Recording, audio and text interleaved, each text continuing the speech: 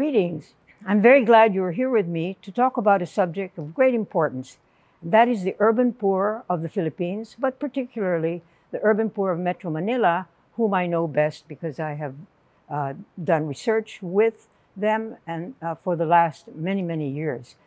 At the beginning, they were called squatters because they moved in from a province to whatever space they could find that they could build maybe their shanties and find a better life for themselves and their families.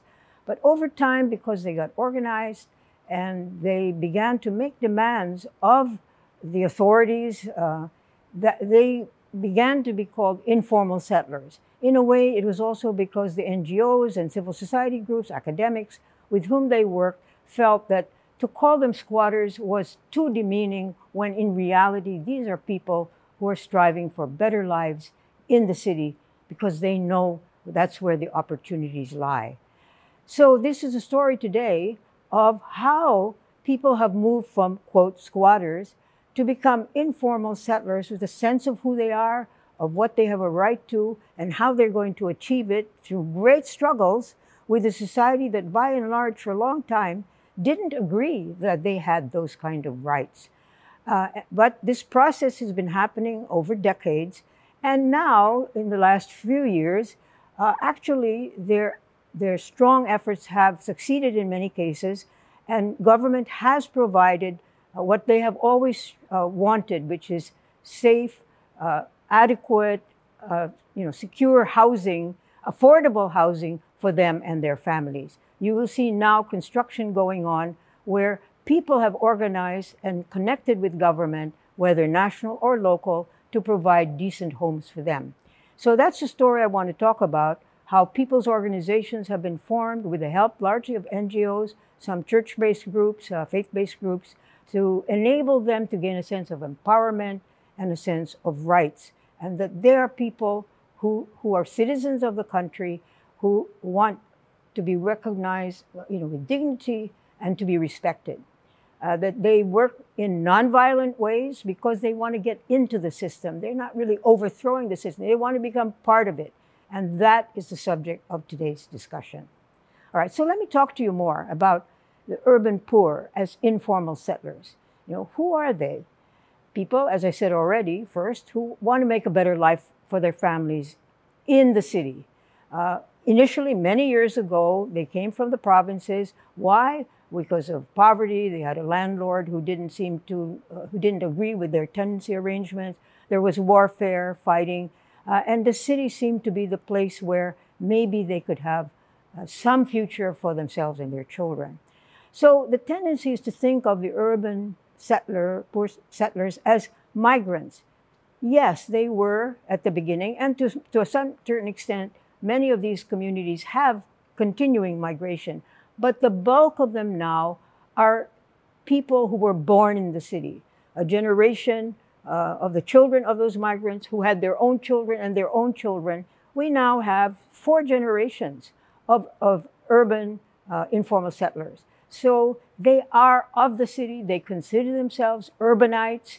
Their peers, the friends, they go to school, the young ones, they all watch the same TV shows, they like the same actors and actresses, and so on. So they are city people. Right? There are approximately 3.5 million in Metro Manila who are considered informal settlers, although in the last 10 to 15 years, many of them were relocated to usually distant areas outside the city, where unfortunately the facilities, mainly for jobs, for them to continue to have an income, were too limited, where the local governments were often very turned off by them because they didn't want the national government dumping the Metro Manila problems into their adjacent communities, Cavite, Laguna, Bulacan. And so with that kind of perspective, half the population of those who were relocated, usually under a lot of pressure by government, have come back to the city to find locations, usually in other informal settlements. So the problem was not solved. Fortunately, today, there's much better recognition in government that their resettlement, if they are really in danger zones, has to be in the city where the jobs are, where the resources are. Well, So people came, occupied what was then vacant land, and they constructed their makeshift housing. But over the years, as their fortunes improved a little bit, the houses improved. Not too much, because they always faced relocation, so why should they build up decent housing themselves? If anything, if they had extras, they would buy a TV, welding machinery, or whatever they needed for their daily lives. Where do you find them? All right, you look, if you just look, riverbanks, along esteros, along under the bridges, under the overpasses, in all kinds of vacant lots, often right next to big buildings, fancy buildings, where the walls of the buildings become their walls also. So very creative ways of adapting to the city. It's important to know, actually even cemeteries, this is what we're discovering, that people live in cemeteries. They will clear out November 1 just before, but they do help clean up the lot, so they have a stake in the place. In other words, these are striving, resilient people. We call them the urban poor. That's really misleading, because they are a huge variety of people. Just in terms of economic levels, just say poverty, which we tend to think of them as poor people, even though they are striving and many of them are moving up in the circles. But there are levels of poverty, of socioeconomic levels. And they themselves, when you ask them, what are the categories, how do you make distinctions among themselves? And they say, yung mga may mahirap, may medyo mahirap, yung mga iba, maybe 10%, may kaya naman if they've been there a long time, somehow they've found a way to earn. But you have the other end, which are the really poor ones who are isang kahig, isang tuka. That's, so they have their own levels. There are also ethnic differences. Some come from Leyte, others from Ilonggo areas, and so on. You will find initially the clusters are language groups because they know somebody there, they move there because their kababayan is there, and they get adjusted to the city that way. But as their children marry, they marry one another, so there's a lot of mixture, and that's how an urbanite is born, a Filipino who comes from many different heritage bases, right? The reality, of course, is that they have lived in really dehumanizing conditions, crowded, housing ramshackle, although I said, as they build it, they try to improve it over time, but there are limitations. Sanitation, terrible, no toilets for many cases. Those who live in the river, it's very convenient. You throw your refuse there, but that's a problem now because we are also concerned about the environment, as they are. Garbage all over the place. The trucks can't enter, so how do they clear that? Flies, dogs around there, feces of dogs. The kids are often barefoot or in slippers. Lack of water, lack of electricity, muddy pathway, and so on. That's the standard picture. But it varies tremendously also in how long people have lived there and made investments in their own communities. Nonetheless, all through these years, what have been their images? As violators of the law because they are squatting where they shouldn't be. It's not their right. That they're drug addicts, that there's a lot of crime, there's a lot of prostitution. To some extent, of course, that's there. But if you really go and live, or not necessarily live, but talk to people, be with them, you see that a huge proportion are ordinary families who want to make a better life for their children. So, but nonetheless, what they have always faced is eviction, supposed to be voluntary, but often when they have very few alternatives, they feel forced out and they go. Some go willingly, others less so. But the problem is they have been relocated to far out of the city sites, which are cheaper for government to acquire, to purchase, but which have no income possibilities for them, as we already said. All right, so let's talk about them. They are people who come to the city or who have been born here, still living in those very dilapidated areas, but they have aspirations. Basically, that they would have secure tenure, decent, affordable housing right by their places of employment so they can feed their families and bring them to a higher level of development, want to improve their housing as they go. They want access to services, health clinics, hospitals, schools, churches, mosques, all of the things that urban dwellers assume is available and should be available to them. And mainly, they want participation in decision making. That is often what is not allocated to them. It's always others who make decisions for them. But through organizing, they've learned how to make their voices heard.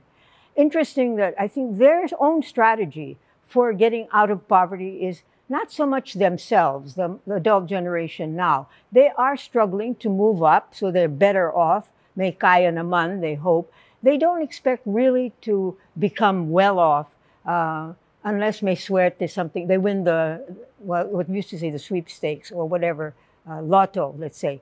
But their focus is on their children, that their children should finish at least high school and hopefully sana college. Because when they say, para makatapos, it's college. And why is that? Because when you have a college degree, they know it gets you into the formal sector, where you have a salary, a sueldo, where you will have benefits, and where you will earn enough so that you can actually put your younger brothers and sisters through school. And as your parents age, you will be able to take care of them in their old age, right? And this is based on a very strong spiritual and moral sense there.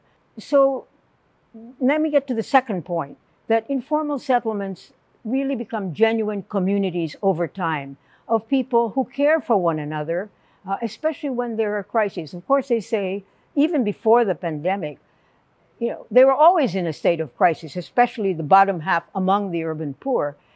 But nonetheless, and that generates certain feelings of helping one another. That's very characteristic in Filipino culture, and you see it definitely in these urban poor communities. What's so extraordinary, although really very ordinary and regular, is that it's women who are the leaders in these communities. Actually, that is found all over the world in urban poor settlements, other countries. And why is that? Because women are the ones who are there all the time. We've asked them, why is that? Because we're here all the time. We know what the issues are, and because we get together, once we know how we can organize ourselves better, we know where we want to go. We know how to negotiate with the authorities. Women are good at that, right? And so you have bonding networks among the communities. They know where, from whom they can borrow money if they need it in the short term, whom they should lend a cup of rice to because that person really needs it, and so on. Community organizing has enabled them to recognize or realize how you can participate in decisions in government. You have to be clear about your issues. You have to articulate them. You have to have many people who come to government so that government is very aware that, hey, we better listen to them. And you provide solutions. Usually government thinks it's out of the question, but over time, with a lot of pressure, and women can be very makulit, and they're very successful at that, they often get what they need, which is to change the rules to be more responsive to their particular situations. NGOs who start with doing the organizing begin to shift out as they become more powerful, form their own people's organizations, and NGOs then take other roles of connecting them with, let's say, they need an architect to help them improve their housing. They need an engineer to tell them, how the best to develop a mangrove plantation in their area. Well, all kinds of professionals that NGOs know and can bring in who are concerned and who want to help in some way. The COVID-19 has really shown very much the strengths of local communities who, in the face of suddenly being locked down, knew that they could not rely immediately on government to respond that quickly. And so they began to find ways of dealing with it. Most of them made contact with, whether it's NGOs, the church groups, even international donors that they've connected with, to help them in the short term until government resources came in. So you saw that. What was so interesting in the organized communities is the women leaders, since they know the communities, they knew who was getting, the ayuda, for example, who didn't deserve it. They don't say much about that. But if somebody didn't get it who deserved it, they would bring that up to the kapitan and say, you're missing this because. So they know, and they monitored, and they made their voices heard as to a fair way of distributing, because for them, that's a very crucial element, fairness, right? They cared for quarantine person who had to stay home in these little shacks, in many cases, who then had nothing to eat. Nobody was earning. So they would organize to bring food for them. There are innumerable kinds of examples of this, right? Unfortunately, the government currently tends to look at these urban poor sites as pasaway. They love that term, pasaway. They have surveillance. Military and police are around there all the time because they're looking for possible violence. And sometimes it happens. But if you really know those communities, you know that they are really striving and struggling just to make their ends meet, especially in this time of difficulty, and much more sharing because it's necessary and they know people. So the third point I want to make is that we have to view informal settlers not as traditionally looked upon as problems in the city. Wow, 3.5 million problems. No, if you look at them from their point of view, and those of us who know them with great admiration, they are the solution. They solve many of their own problems with very little government support over the years until maybe fairly recently.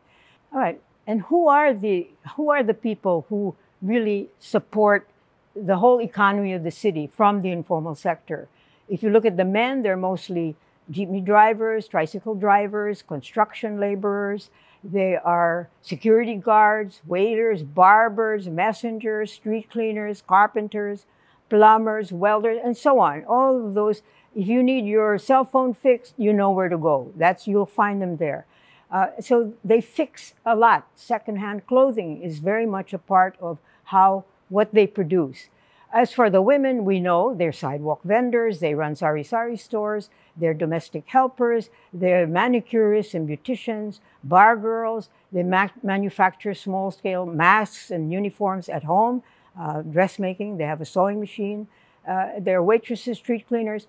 That's who help the city survive. And those of us who are not in that sector are able to live our much more affluent lives because they're there to support us with those services. They are informal economy, they are usually independent, self-employed, very small scale, very low capital operations, right? So let's say the characteristics of the informal economy, they are largely unregulated, unregistered in kind of businesses they're engaged in, therefore they're not protected legally. They're often accused of not paying taxes, but in reality they say that is absolutely not true because the street vendor, if she doesn't give something to the policeman whose control of the community is there, she is going to be evicted, maybe her items confiscated, so that ends her pleasance there. So she pays informal taxes, and of course they pay the VAT when they go to the grocery store and so on. Another characteristic, informal settler, the flexible hours. They can, and this becomes very important for women, because then they can do what they consider their major role, which is their children, their household, to manage that well, but at the same time earn somehow. And because of the flexible hours, they can work at home producing, they say, masks, uniforms, and so on, or go out in the community and sell, when that was, of course, before the pandemic. But, you know, even if they're in a formal employment, and many of them are, but as security guards, as messengers, that are paid a salary, but their contracts are very irregular. We know the NGO is perhaps the best example of that. So it's really quite an insecure kind of employment. And of all this, despite all the production, if you were to add really in financial terms what they contribute in services, it is enormous, but they are not included, as far as I know, by economists in the gross domestic product calculations. So it's like they don't exist, but they're there and they support the city. So let's be aware of that, right? Let me get to the fourth point, that societies are usually prepared to make transformational changes in times of crisis. People are more willing to take risks because they've gone through some kind of terrible trauma, and that's the situation we're in. So when we speak of the new normal, we need structural changes, right? Changes in values, attitudes, and let's look at, as one sector, the urban poor themselves. There are economists who are, in my view, the more progressive ones, who talk about a solidarity economy. They say the market is there, the market system is part of society, we're not overthrowing the market is there, But we have to get away from the focus that market means only self-interest, only economic growth, and profit maximization. That cannot be the only way norms for society. It also has to prioritize people. It has to prioritize the environment, because that is what we have to reserve for our children and their children. So we need to focus on inclusive and sustainable development. And what does that mean? Poverty reduction, more attention to health, education, housing, especially for those who lack access to it, but those who are also moving into hopefully a better situation. We have to reorient the national and local budgets. Take another look. Do we really need all those infrastructure projects for mainly in Metro Manila? Maybe some of it could be allocated to decent housing for the huge numbers of urban informal settlers. If we don't improve that housing, for sure, we will never solve the problem of pandemics in the future. When people are that crowded, that's when contamination happens. And as you well know, the virus doesn't stop at the doors of the high-level enclaves, which may be guarded against people, but cannot guard against the virus. So it's in everyone's interest to improve, especially the housing and food security situation of those who don't have access to it at the moment. Let me just mention something Pope Francis said recently in a book he's just published. Solidarity is not the sharing of crumbs from the table, but to make a place at the table for everyone. Right? Professor Ron Mendoza of the Ateneo, Political Sciences, had made a very strong pitch that we have to address issues of the elite domination of the economy. That is much more of a shared economy. That one of the biggest problems is family dynasties who have political and economic control of family-linked conglomerations, which because they have people in Congress who sustain them, means that they can begin to control inordinate proportions of the resources, which don't really trickle down to the rest of the society in significant numbers. So we have to reduce these income disparities, right? And one attack is this, elite domination, particularly in those areas of that I've already mentioned. You have to support small and medium enterprises. We have learned that actually in the last 20 to 30 years. That's really the basis of a dynamic society where more people are involved. And that is competition. So it's an economy, a market economy is a competitive economy, but the competition should be among small and middle scale producers who are very effective because they are very serious about improving their own welfare. We have to expand social protection schemes, especially for children. We have the 4 Ps, keep that up, expand it. We need, that's, the cash transfer system. The ayuda has to go more systematically to everyone at the right time. PhilHealth, so Social Security, all of those measures of social protection, let's expand them. Build up the community's strengths and capacities for their own problem solving. We know from decades of work with urban poor that they can do it if they're supported rather than repressed and forced off to areas where they can't survive. So, 5th point, in the end, the urban poor have a right to the city, a right to its resources and services. It's important to understand they are citizens of the Republic, they are striving citizens who have rights and who are recognizing more and more that they have the right to demand those rights. It's important especially now that local government is getting more authority and they're closer to people, these are their voters, that they begin to correspond or respond to the needs of their communities, enable them to have a voice in the planning and budgeting of their own communities. Recognize also that the wealthier groups in our cities are able to maintain their affluent lifestyle, and some of them have really affluent lifestyles. Why? Because the availability of huge numbers of people, many in the informal sector, who work for them at very low wages so that they can pursue the kinds of lifestyles that they have. My colleague, sociologist Jim Caraos, talks about the urban poor actually subsidize the urban rich. Think about that. Right? And finally, now we're a Catholic country. We're just starting to celebrate 500 years of Christianity. Wonderful. But where are we? Look at us in relation to other countries of Southeast Asia. We are among the highest in terms of income disparities and other kinds of measures, which should show that vis-a-vis our more marginalized groups, we are failing where they're succeeding, or we're not doing as well. And why is that? Supposedly, if you're a Christian country, you have certain values which respond to people. And so let's remember that, and the faith-based groups have a lot to say on that. And as we get to the end of this presentation, the Ateneo, being a Jesuit Catholic institution, I think it's especially important to remember our responsibilities as Catholics in a Catholic country for the last 500 years.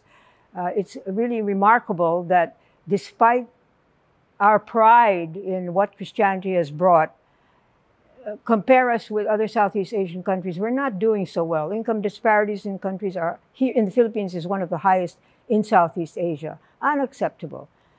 Pope Francis brings new voices into this. What does it mean to be a Catholic? It means, and let me say to our Muslim brothers and sisters, that their Quran has many of these values also entrenched. Promote the dignity of every human being through universal love.